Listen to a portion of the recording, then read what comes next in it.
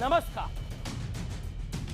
मैं हूं अमीश देवगन और आप देख रहे हैं आर पार का मंडे सुपर एक्सक्लूसिव एडिशन। देश के गद्दारों की वकालत करने वाले बार बार ये सवाल पूछते थे, चिढ़ाते थे कि अगर हुर्रियत नेताओं के खिलाफ सबूत है तो सरकार इन्हें गिरफ्तार क्यों नहीं करती। और आपको भी लगता होगा कि हम बार बार कश्मीर के मुद्दे पर डिबेट करते हैं, इन लोगों को एक्सपोज करते हैं, लेकिन कोई कार्रवाई क्यों नहीं होती। तो आज मोदी सरकार ने इनके खिलाफ वो एक्शन कर दिखाया है कि इन गद्दारों के होश ही उड़ चुके हैं। साथ ही इनके सरगनाओं की भी धड़कनें बढ़ गई होंगी, क्योंकि हमारे पास पुख्ता जानकारी है कि इन 7 गद्दारों के बाद अब हुर्रियत की बड़ी मछलियों पर प्रहार की एक बड़ी तैयारी हो चुकी है।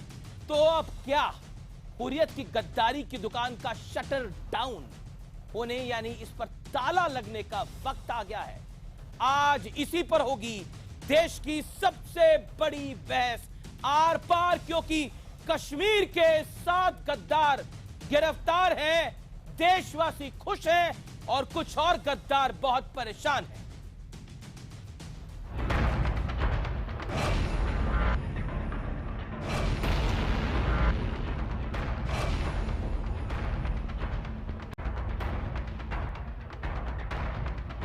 कश्मीर में आतंक फैलाने के लिए पाकिस्तान से सुपारी लेने के आरोप में हुर्रियत के 7 गद्दारों पर गाज गिर गई है।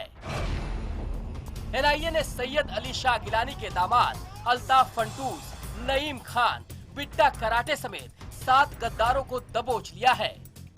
इन सभी को आतंक के लिए फंडिंग के आरोप में गिरफ्तार किया है।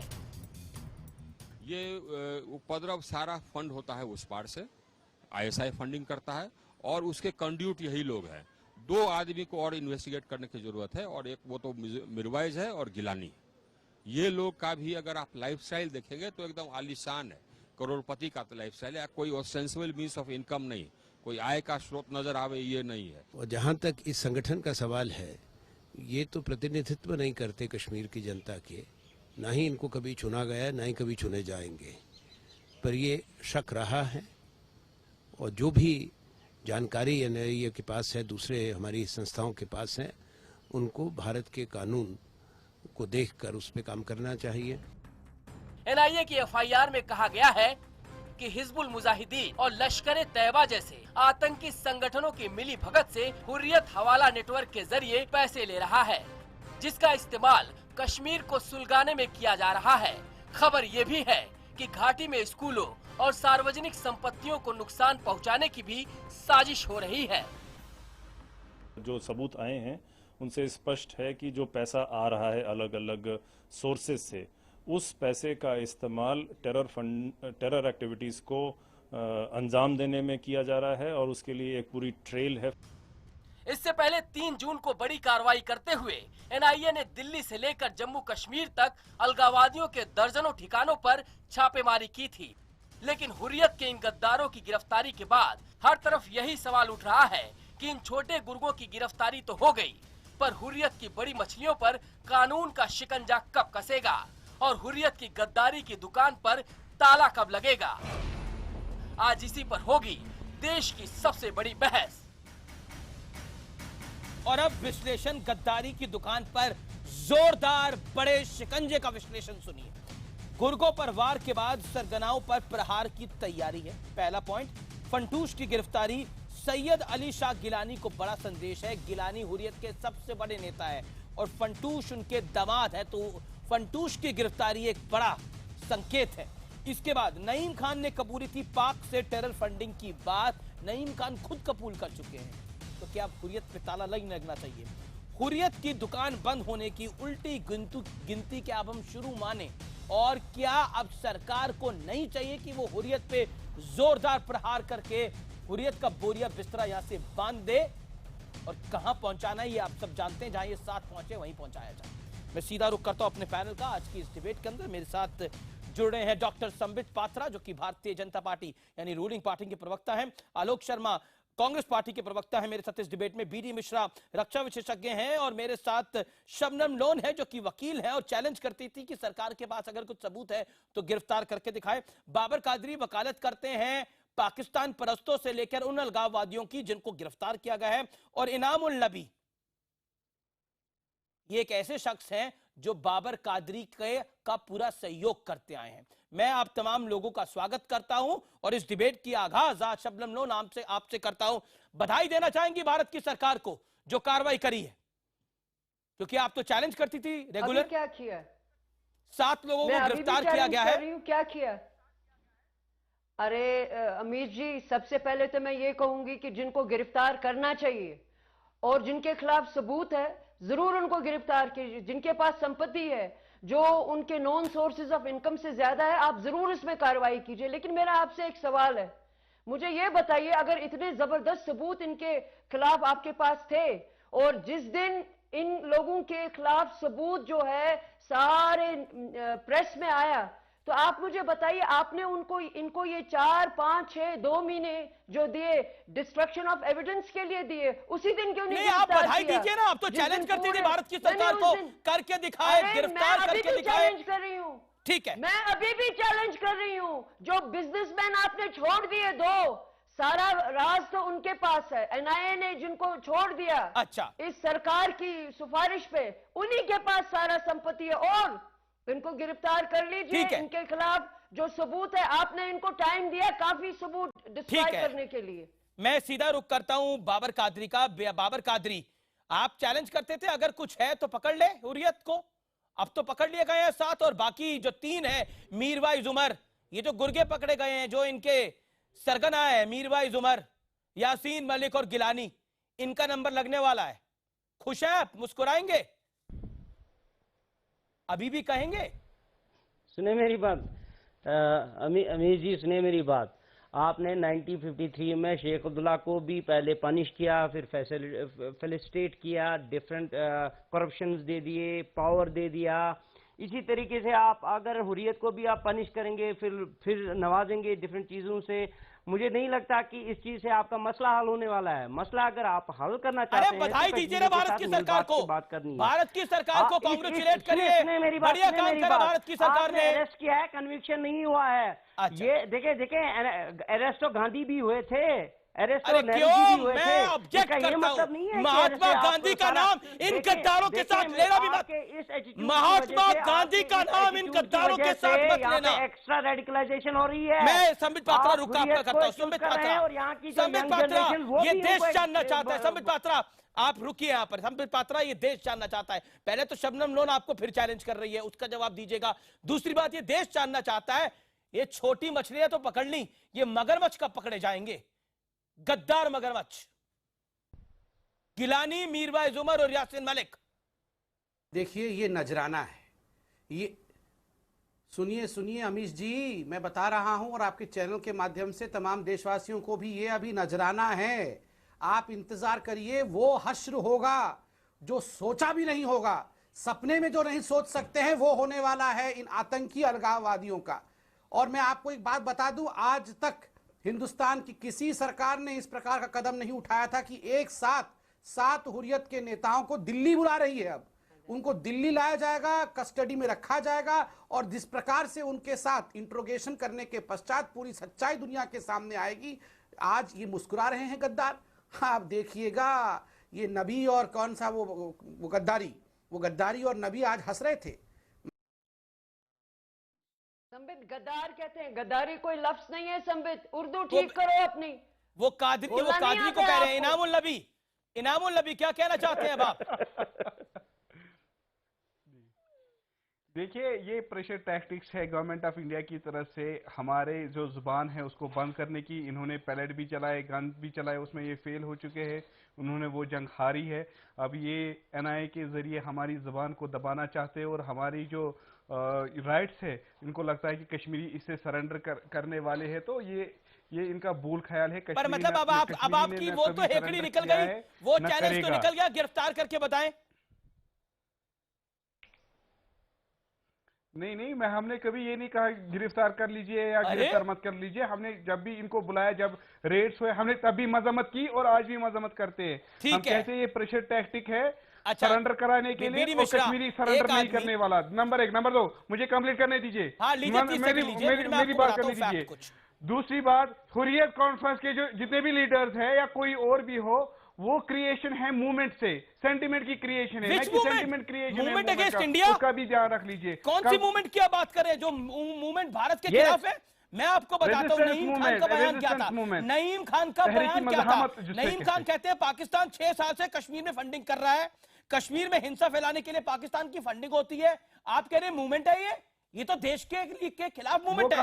हुर्रियत नेताओं की बड़ी रकम दे रहा है पाकिस्तान। ये नईम खान का स्टेटमेंट है, ये नईम खान का स्टेटमेंट है। आप गिलानी की बात सुनिए, गद्दार गिलानी क्या कहता है, सुनिए गद्दार गिलानी का सबूत सुनिए आप। 9 सितंबर 2016 की मैं बात करता हूं, कश्मीर और भारत के बीच केवल कब्जेदार का रिश्ता है, ये बोला। सही तरीके से नाम लीजिए, ये कोई तरीका नहीं है, आप जर्नलिस्ट हैं, बिल्कुल उनका नाम ऐसे ही नाम लीजिए। गिलानी साहब कहिए, सैयद अली शाह गिलानी साहब होंगे। ओके, बीडी मिश्रा, जरा आप अपनी मर्यादा में रहिए, आप एक जर्नलिस्ट हैं, आपसे शोभा नहीं जाता है। BD Mishra please. नहीं, मैं समझता हूँ पहली बात रख सकते हैं, लेकिन एक सेकंड क्या कहना चाह रहे हैं? 30 सेकंड हैं इंडियन टेलीविजन पे। ये आपने नहीं अपने देश पे हम लोगों से ऐसे बात कर रहे हैं। अडवाणी जी ने उनसे बात करिए, अलगाववादियों से बड़े सम्मान से बात करिए। नहीं अरे गिलानी, पहली बार तुम लोगों ने बताइए का जो हालत किया है, कश्मीर के मासूम बच्चों को लाके, कश्मीर के बच्चों को, कश्मीर के बच्चों को लाकर तुम लोगों ने तोप के आगे उड़वाया है। तुम लोग वो हो जिन्होंने कश्मीर को बर्बाद किया है, और आप हमें यहाँ मोरल हाई ग्राउंड सिखा रहे हो। आप हमें मोरल हाई ग्राउंड सिखा रहे हो। कश्मीर को आपने बर्बाद किया है। तुरंत पाकिस्तान जाना चाहिए, यहाँ छोड़ के इस देश का मिट्टी खाली करो, हिंदुस्तान की धरती खाली करो। एक बच्चे को ये तीनों जो नीचे बैठे हैं, इनको बोल रहे हैं हिंदुस्तान की धरती खाली करके जाएं। ये बोझ है हिंदुस्तान की धरती पे। अरे तुम पहले बताओ तुम कितने कोई चिंता नहीं करो भैया। जिस प्रकार बुरहान वानी को उड़ाया है ना, एक जो आतंकी है वैसे सबको उड़ाएंगे। और ये तीनों जो नीचे बैठे हैं इनको बोलिए ये बोझ है, हिंदुस्तान की धरती पे बोझ है। पाकिस्तान जाओ जल्दी गद्दारों। तुम भी कश्मीर की तीन गद्दार बैठे हैं, हम पे चिल्ला रहे हैं, यहाँ पे एंकर को सिखा रहे हैं। क्या बोल रहे हो? अरे संबित कहाँ पे क्या कर लेंगी? तुम पहले कहाँ पे आने से क्या कर लेंगी आप बताइए?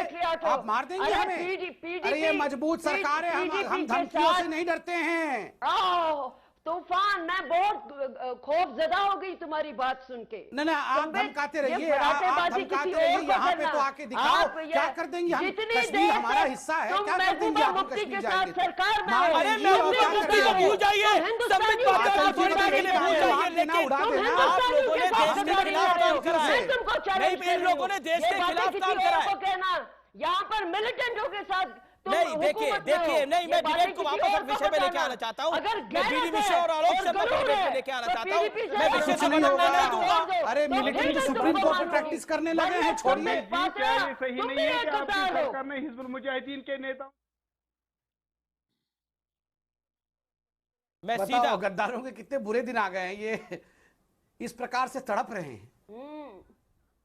हाय संबित, क्या बात है, क्या बातें कर रहे? पहले बीजेपी के एक स्पोक्स पर्सन हो, तरीका देखो। ना ये आया है, छोड़ दीजिए। बुरहान वानी आया है, करने से वापस नहीं आने वाला है। अब बुरहान वानी के मजार पर बैठ के आया है, करने से कुछ नहीं होने वाला है। अब समय आ गया है आप लोगों का, अब समय आ गया है आप लोगों को आईना दिखाने का, गद्दारों से बदला लेने का, गद्दारों को पाकिस्तान भेजने का, गिरफ्तार करने का और सलाखों के पीछे भेजने का। हाय हाय, अब कितना ही आया है कर लीजिए, आपका बुरहान आपको बचाने नहीं आने वाला है। संबित, चाचा मुफ्ती ने क्या कहा? मुफ्ती के भतीजे नहीं होगा, मुझे चाचा ने ये नहीं लौट के आने वाले हैं। समर्थन टॉपिक पर है, मैं बार निवेदन कर रहा हूँ आप लोगों से। मैं आलोक शर्मा को, मैं बीडी मिश्रा आपकी बात आऊंगा, लेकिन मैं आलोक शर्मा को रुक करना चाहता हूँ। नहीं बाबर कादरी देखिए, मैंने आप तीनों को बुलाया है, मैं आप तीनों को बोलने का मौका दे रहा हूँ, लेकिन मैं अपने मुल्क के खिलाफ कुछ नहीं सुनूंगा। दिमाग में तो गोबर ही भरा है। नहीं देखिए, आप भाषा की मर्यादा रखिए, भाषा की मर्यादा रखिए। किसके दिमाग में कितना गोबर भरा है उस पर अगर हम आएंगे तो बहुत कुछ हो जाएगा। चिंता मत करिए, जो भी भरा हो हमें पता है आतंकियों के साथ क्या करना है। के बारे में कुछ नहीं हमें पता है आतंकवादियों अलगाववादियों के साथ जानना चाहता हूँ, एनआईए ने जो कार्रवाई करी, क्या इसको अब आगे बढ़ाना चाहिए? यहाँ से क्या कार्रवाई होनी चाहिए गिलानी के खिलाफ, मीरवाइज उमर के खिलाफ और यासिर मलिक के खिलाफ? सीधा सवाल है मेरा।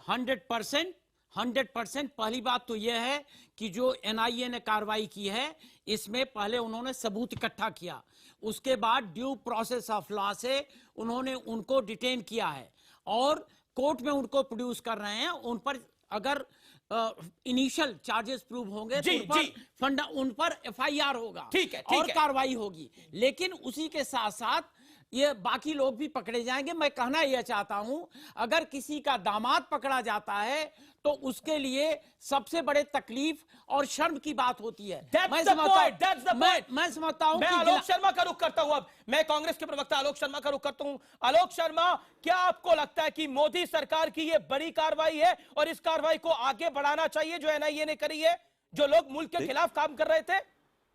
देखिए, मैं समझता हूं, बिल्कुल इसमें कहीं कोई दो राय नहीं है। सबसे पहले तो मैं जिस टीवी चैनल ने स्टिंग किया उसको बधाई देना चाहूँगा, जिसके बाद एनआईए जागी और एनआईए ने कार्रवाई की। लेकिन जो भी कार्रवाई की है, अगर इस तरह के सबूत हैं और कोर्ट में प्रोड्यूस किया जा रहा है, उनको हम स्वागत करते हैं। इस कार्रवाई को आगे बढ़ाया जाना चाहिए। लेकिन इसके साथ साथ बहुत सारे सवाल खड़े होते हैं। हम तो सोच रहे थे कि नोटबंदी के बाद शायद तमाम चीज़ें खत्म ही हो गई होंगी। अभी भी नोटबंदी का जो असर था वो पूरी तरह से दूसरे रूप में नजर आ रहा है। अगर इतने सबूत 3-4 महीने पहले मिले तो 3-4 महीने तक अरेस्ट क्यों नहीं हुआ? और 3-4 महीने में अगर बड़े लोग जो बड़े मगरमच्छ थे उनके खिलाफ सबूत थे तो उनको भी साथ साथ क्यों नहीं अरेस्ट किया? क्या केवल इसलिए तो नहीं अरेस्ट वगैरह हो रही है कि भाई जो अभी आया कि आर्मी का 10 दिन का एम्यूनिशन नहीं बचा है, रेलवे में खाना जो है वो आदमियों के खाने लायक नहीं है? तमाम इन चीजों से भटकाने के लिए तो नहीं हुआ है। ये बड़ा आरोप है आपका सरकार के ऊपर। और क्या आलोक शर्मा का बड़ा आरोप, क्या सरकार एजेंडे को बदलने के लिए ये सब कुछ करा रही है? संबित पात्रा, मैं आपका रिएक्शन लूंगा। क्या टेरर फंडिंग में एजेंडा बदलने की कहानी है? ये बात कांग्रेस के प्रवक्ता कह रहे हैं। मैं ब्रेक के बाद इस कहानी को पकड़ूंगा, लेकिन आप देखते रहिए आर पार, क्योंकि मुझे पता है कि आज स्क्रीन के उस पार बैठकर आप खुश हो रहे होंगे, क्योंकि 7 देश के गद्दारों पर बड़ी और कड़ी कार्रवाई हुई है और इसमें कोई दो राय नहीं, होनी भी चाहिए।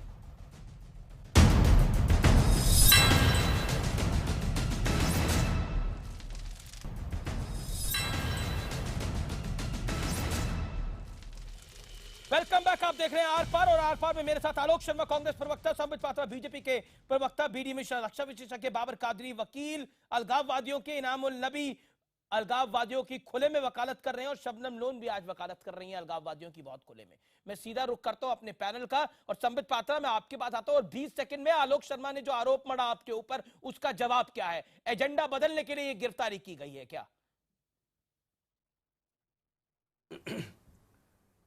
नहीं, तो हास्यास्पद है, इसको जवाब देने की भी आवश्यकता नहीं है। कांग्रेस का कहना कि रेल के खाने की क्वालिटी ठीक नहीं है, इस कारण से हुर्रियत के अलगाववादियों को गिरफ्तार किया गया। इसका तो जवाब देना भी आवश्यक नहीं है। हाँ, मुझे बीजेपी की तरफ से एक प्रेस स्टेटमेंट नहीं आई कि आर्मी के पास 10 दिन का आर्म्स एंड एम्यूनिशन नहीं है। ये इतने दुखी क्यों है? मुझे केवल ये बता दीजिए, इनमें से कौन सा लीडर ऐसा है अलगाववादी जिसके ऊपर परेशान क्यों हो रहे हैं? मैं तो कांग्रेस पे अटैक नहीं कर रहा हूं। नहीं, हमें प्रॉब्लम ये है कि आपने जम्मू कश्मीर को तबाह कर दिया है, खिलाफ बोल रहे हैं, बैठकर लफाजी करते हैं। ये तो मनीशंकर अय्यर और राहुल जी को गद्दार कहते हैं, या तो गद्दारों को मनीशंकर अय्यर मित्र हैं ये सारे लोग। फिर वो राहुल जी के पास पहुंच गए। आप लोगों का तो जाके कहते थे आर्मी का चीफ जो है सड़क का गुंडा है। केवल ये बता दीजिए, तो परेशान होंगे, मैं समझ नहीं पा रहा था। बताइए कि जो गद्दार लोग हैं उनको अरेस्ट क्यों नहीं करते? हुर्रियत पे अटैक करूंगा, मैं नबी पे अटैक करूंगा, मैं गद्दारी पे अटैक करूंगा। गद्दार कहते हैं राहुल गांधी नाराज हो गए। जवाब संबित जम्मू कश्मीर का आप लोगों ने हालत खराब कर दिया है, इसलिए नाराज हो रहे हैं। खून की दलाली नहीं हो रहे, नाराज हो रहे हैं कि आप केवल आई वॉश कर रहे हैं, इसलिए नाराज हो रहे हैं क्योंकि मनीशंकर अय्यर जैसे आज भाषण बना रहे होंगे। मनीशंकर अय्यर जी के गिरफ्तार हो गए हैं, शहादत हो गई, उसके संदीप मिश्रा जी के, संदीप दीक्षित जी के मित्र जो गिरफ्तार हो गए हैं। ठीक है, मैं बीडी मिश्रा को लेता हूं। ये देखिए, ये हुर्रियत के खिलाफ नहीं बोलेंगे, ये मोदी जी के खिलाफ बोलेंगे। ये नबी और आलोक शर्मा में कोई फर्क नहीं है, लेकिन जबरदस्ती खाने के चट्टे बट्टे हैं। और अमीश जी के गेस्ट को गद्दार, ये नबी और आलोक शर्मा दोनों एक ही थाली के चट्टे बट्टे हैं। एक ही है, कहीं ना बराबर कहीं है आप ये। पूरे जम्मू कानून कश्मीर का का सवाल सवाल है, मेरे कोई से किसी लोकतांत्रिक के द्वारा बढ़ा है। और आप सत्ता में मैं निवेदन करना चाहता हूँ ओवरलैपिंग ना करें हम लोग, एक एक करके बात रखें। संबित वो पात्रा, आप चिंता मत करिए भैया, आप शांति से बैठिए, आप शांति से बैठिए, हम हुर्रियत को संभालिए। आप आप समझ लें, आप वो डाइवर्ट करना चाहते हैं, गिलानी साहब को आप प्रमोट करना चाहते हैं एंटी इंडिया। बताइए, एक ही चैनल पे 4-4 गद्दारों से लड़ना ये कोई आसान काम है? नहीं देखिए, मुझे लगता है कि सारे गद्दारों से जबान को लगाम दें। चाइना से इन्होंने हार मान ली, नहीं, मुझे लगता है देखिए आप अपनी जबान को लगाम दें। चाइना से इन्होंने हार बाबर कादरी, बाबर कादरी, इस तरह से आपको लफाजी करानी हो तो बाकी गेस्ट को नहीं बुलाया करें आप लोग। मैं बीडी मिश्रा को लेकर आना चाहता हूँ। बीडी मिश्रा, मैं पहली बात तो ये कहना, बीडी मिश्रा में क्यों पहली बात मैं ये कहना देखिए किसी को खुला सांड बना दें। पहली बात तो मैं ये कहना चाहता हूँ कि जो स्टेप लिया बाबर गया कादरी, है, आप रुकिए थोड़ी देर के लिए। मैं पहली बात तो ये कहना चाहता हूँ, जो ये सात लोग गिरफ्तार किए गए हैं, ये राइट डायरेक्शन में है। ठीक है, ये पॉइंट नंबर 2 स्टेप है पहला। दूसरी बात मैं ये कहना चाहता हूं कि जो ये अफवाह फैलाई जा रही है सीएजी की रिपोर्ट की कि 10 दिन के लिए भी अम्निशन नहीं है, रिपोर्ट आई है, ये अफवाह नहीं है, ये अफवाह नहीं है बीडी मिश्रा। तो नहीं, उसमें जो बात कही जा रही है वो ये है, एक होता है WWR, ये किसी को पता नहीं है, कोई इसको समझ नहीं रहा है। WWR का एम्युनिशन, वॉर वेस्टेज रेट, ये लॉकअप करके फील्ड ऑर्डिनेंस डिपोज में रखा जाता है। यह जो रिपोर्ट है बियॉन्ड दैट, जो 60 दिन का होता है, रिपोर्ट पे उसके 10 दिन का है। और इसमें और हर दिन हमारे यहाँ साजो सामान की आपूर्ति इतनी तेज से हो रही है, वार फुटिंग पर हो रही है कि भारत के सैनिकों को चिंता नहीं करनी पड़ेगी। ठीक है सर, आपने अपनी बात रखी। मैं एक बार फिर रुक करना चाहता हूँ सीधा। मैं शबनम लोन का रुख करना तो बाबर कादरी, देखिए जब आपकी टर्न है तो आप बोलेगा। बाबर कादरी नॉट फेयर, बाबर कादरी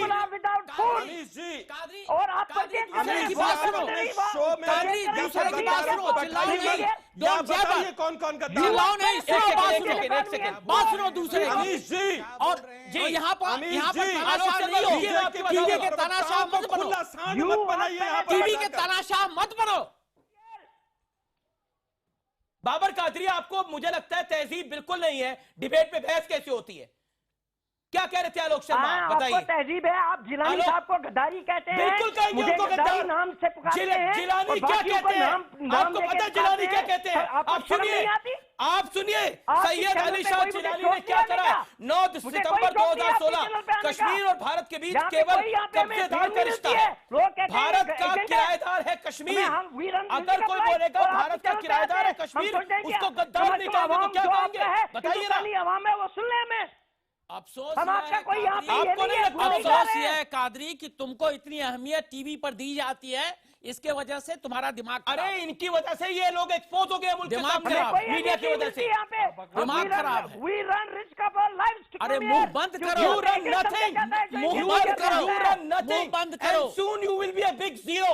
बाबर कादरी, पता नहीं कैसे वकालत करते हैं, बहस आपसे हो नहीं पा रही। आपका वेट कर रहा है। अरे बेकार की बात कर रहे हो। चाइना को देखो ना, सुनो दूसरे की बात। एक सेकंड बाबर कादरी आराम से। बाबर कादरी चिल्ला लिए बाप, बाबर कादरी चिल्ला लिए बाप। शबनम लोन मैं आपको ऑर्डर डाउन कर रहा हूँ। शबनम लोन मैं आपको लेके आ रहा हूँ। जिलानी साहब को मत डराओ, जिलानी साहब को मत डराओ, मैं कह रहा हूँ। अरे आपके लिए जिलानी साहब को डराने में आपको डर लगता होगा। हिंदुस्तान के कानून को नहीं लगता, और हिंदुस्तान का कानून नहीं डरता, ना कोई डरेगा आपसे और जिलानी साहब को मैं जानता हूं। कोई डरने वाला। कादरी एक बात बताओ, क्या टाइम वेस्ट कर रहे हैं? कादरी एक बात बताओ, गिलानी तुम्हारे गिलानी साहब होंगे, हमारे लिए वो बगावत करने वाले हैं, हमारे लिए वो टेररिस्ट को बढ़ावा देने वाले हैं। यह समझ लो, साफ समझ लो, हिंदुस्तान कश्मीर हिंदुस्तान का भी निभाग है और तुम्हारे कहने से नहीं होगा। तुम चाहे जितना चिल्लाओ। अफसोस की बात यह है कि भारत का टेलीविजन तुम्हारे जैसे मुझे आपको अपनी डिबेट से जाने के लिए बोलना पड़ेगा। मैं महात्मा गांधी और सुभाष चंद्र बोस के बारे में नहीं सुनूंगा कुछ।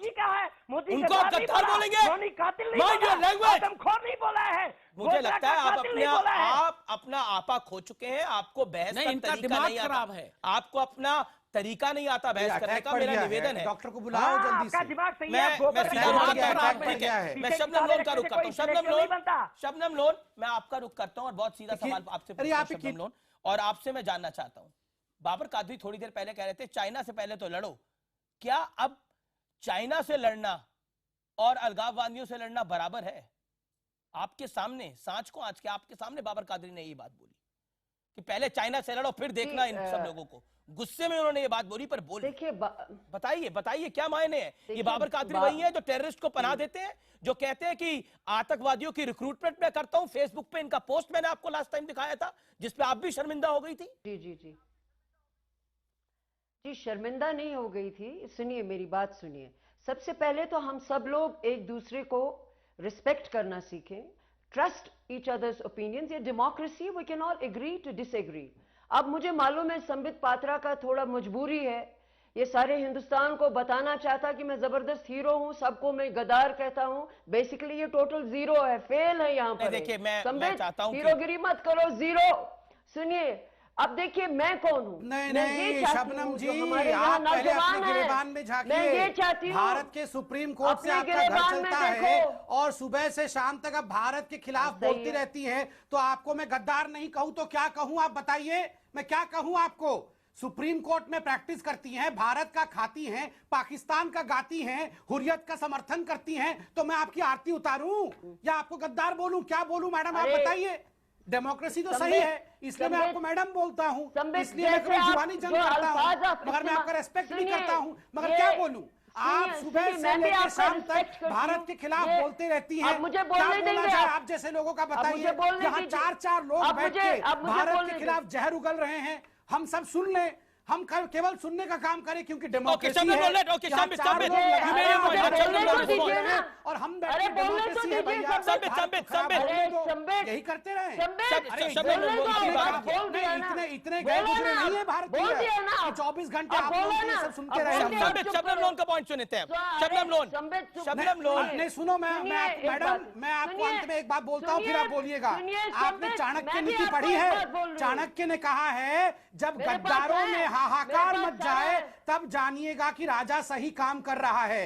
ये सब अभी इस डिबेट में गद्दारों में हाहाकार मचा हुआ है, उसी से पता चलता है मोदी जी सही काम कर रहे हैं। ठीक है, ओके। बना रहे होते, आप जश्न मना रहे होते, हाहाकार मचा हुआ है गद्दारों में। देखिए, सुन लिया, बस काफी हो गया, तुम्हारा लेक्चर काफी हो गया। अमित शाह साहब बहुत खुश होंगे तुमसे, बहुत तुमने कश्मीरियों को गाली दी, अब्दुल गनी लोन की बेटी को भी गाली दी, कोई प्रॉब्लम नहीं है। तो खुश नहीं होगा, गिलानी खुश होगा। सुनिए, आप गिलानी को खुश करिए, मैं अमित जी को।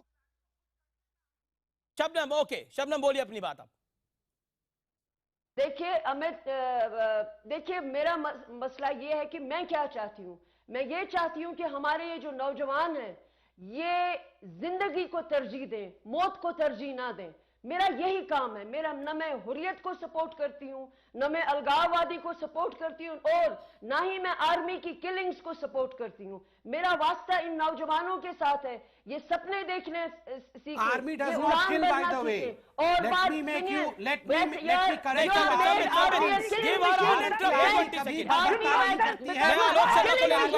मारती है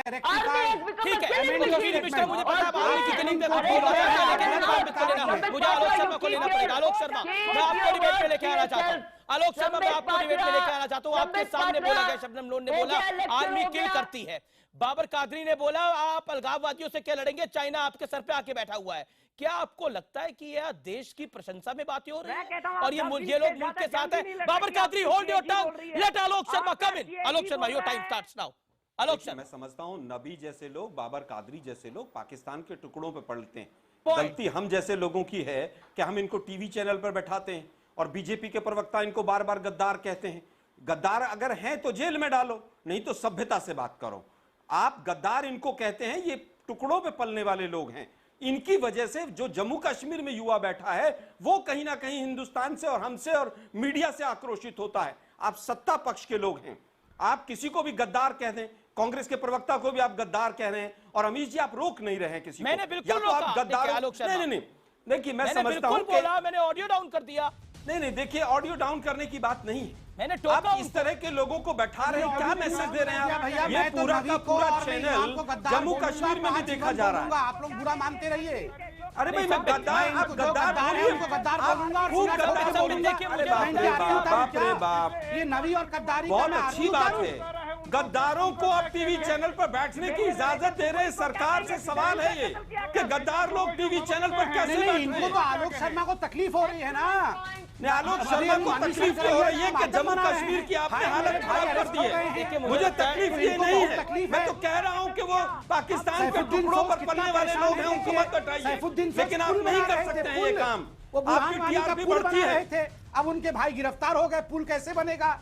वर्कर गिरफ्तार हो गए। छोड़िए उस बात को, आप पुल बनाने को और ये सब परेशान है। मुझे भी गद्दार कहा, क्यों बोलते हो? गद्दार भी नहीं बोलो। क्या आप मीडिया के खुले सांड हैं तो पहले तो आपको अच्छा लगेगा क्या? ये गाली देंगे तो बीजेपी ने खुला सांड छोड़ रखा है मीडिया को, जिस मर्जी को गद्दार कहे, जिस मर्जी को जो मर्जी कहे। दोनों तरफ से बोलूंगा, आलोक आपको भी बोलूंगा, संबित आपको भी बोलूंगा, भाषा की मर्यादा का संयम रखें। कोई खुला सांड बोल रहा है, कोई गद्दार बोल रहा है। देखिए, हम डिबेट कर सकते हैं और ये बहस होगी भी, लेकिन मैं आपको कुछ तथ्य बताना चाहता हूं जो तथ्य जरूरी हैं, और मैं इस तथ्य के साथ आपको छोड़ के जाता हूं।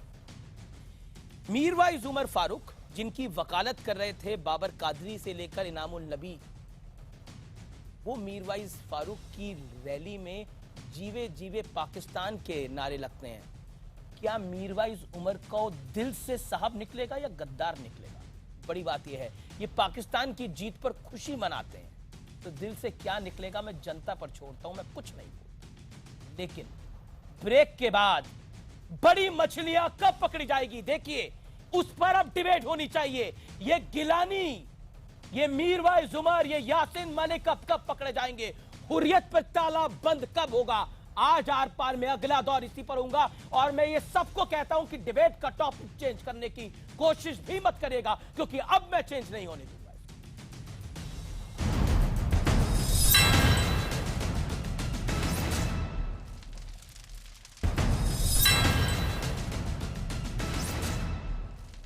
वेलकम बैक, आप देख रहे हैं आर पार, और इस दौर में मैं अपने तमाम पैनलिस्ट को निवेदन करना चाहता हूं कि वो अपनी भाषा की मर्यादा को रखें और डिबेट को डिबेट के ढंग से करें। और इनामुल नबी, मैं आप ही के पास आ रहा हूं, मैं नबी साहब आप ही के पास आ रहा हूं, लेकिन सवाल का इंतजार करें। आप इतने उतावले ना हो कि सवाल से पहले बोल दें। मुझे पता है कि कल बंद है कश्मीर के अंदर, क्योंकि ये 7 गद्दार जो गिरफ्तार हुए हैं उसके बाद ये बंद रखा गया है, और मुझे पूरी उम्मीद है कि आप भी पूरे लाव लश्कर के साथ वहां जा रहे होंगे। बताइए इनामुल नबी साहब। जो भी रेड्स हुए हैं, अरेस्ट्स हुए हैं, हम उसकी मजम्मत करते हैं, नंबर 1। नंबर 2, अगर आपको लगता है कि गिलानी साहब या हुर्रियत कॉन्फ्रेंस के लीडर कुछ भी नहीं है, उनको लोगों में साख्त नहीं है, फिर रिलीज कीजिए गिलानी साहब को, मसरत आलम को, कासिम फख्तू को, शबीर शाह को, नईम खान को और आसिया इंद्राबी साहिबा को रिलीज कर दीजिए। फिर डर किस बात का? फिर अगर आप कहते हैं उधर कुछ नहीं है, कुछ ही लोग हैं, फिर राजकुमारी भी करा लीजिए, वो आपका ही वादा है, नेहरू जी का वादा है।